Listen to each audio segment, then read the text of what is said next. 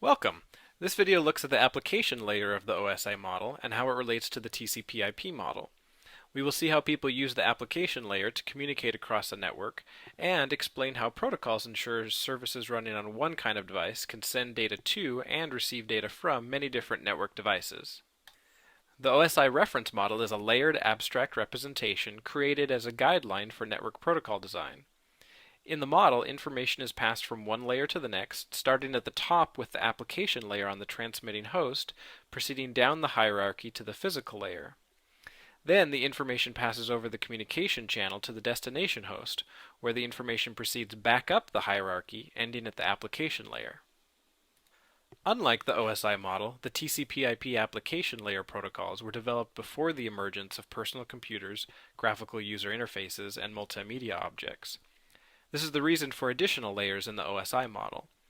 The functionality of the TCP/IP application layer protocols fit roughly into the framework of the top three layers of the OSI model.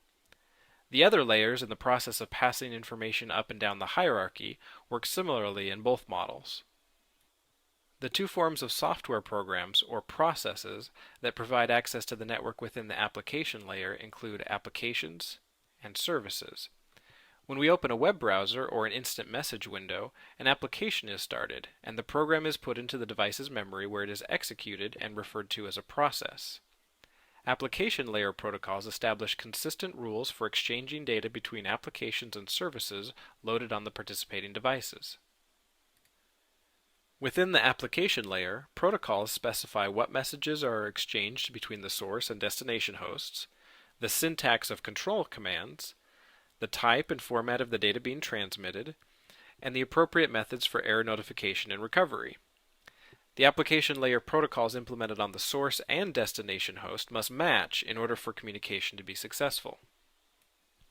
When people attempt to access information that is not stored on their local device, then the client-server model is initiated.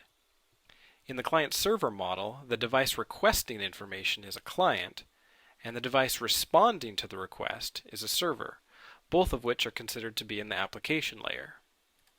In addition to the client-server model, there is also a peer-to-peer model. Peer-to-peer networking involves two distinct forms. The first is peer-to-peer network design, and the second is peer-to-peer applications. In a peer-to-peer network, two or more computers are connected via a network and can share resources having a dedicated server. Each of these end devices can function as either a server or a client on a per-request basis. The most widely known TCP/IP application layer protocols are those that provide for the exchange of user information. These protocols specify the format and control information necessary for many of the common Internet communication functions. They include protocols for email, such as Simple Mail Transfer Protocol, or SMTP, and protocols for the web, such as Hypertext Transfer Protocol, HTTP. Numerous other protocols are also used in the application layer. As a network professional, it is important to know how an application is able to format, transmit, and interpret messages that are sent across a data network. This knowledge will help you implement services and troubleshoot problems on your network.